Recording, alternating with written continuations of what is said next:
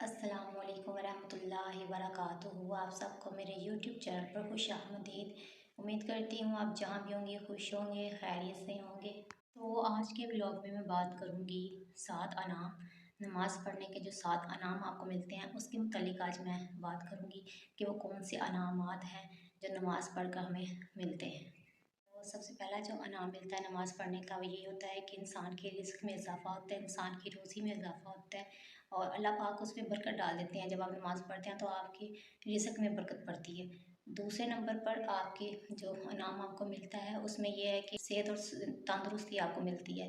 नमाज़ पढ़ सेहत भी आपकी अच्छी रहती है और या पॉजिटिविटी आपके अंदर पैदा होती है और आपके सेहत पर मुस्बत नताइज आपको मिलते हैं।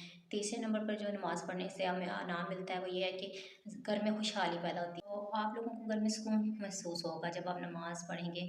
आपके सारे घर वाले नमाज़ी होंगे तो एक सुकून होगा, एक पीसफुल इन्वायरमेंट होगा।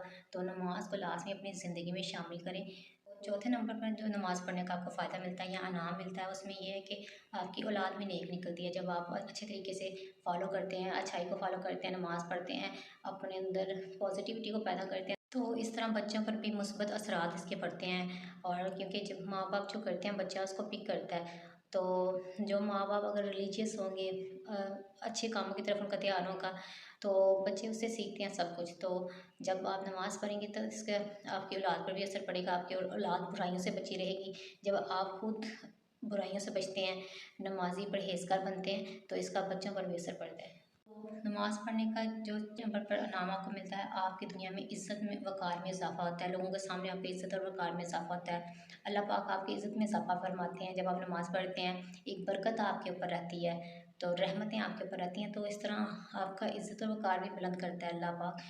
तो छठे नंबर पर जो आपको नमाज़ पढ़ने से इनाम मिलता है या आपको फ़ायदा होता है उसका ये फ़ायदा होता है कि आपको मुश्किलात में जितनी भी मुश्किल में आप फँसे हों वो मुश्किलात हल हो जाती हैं और आप मुश्किलात से निकल आते हैं। तो बरकत रहती है आपके ऊपर, अल्लाह का करम रहता है।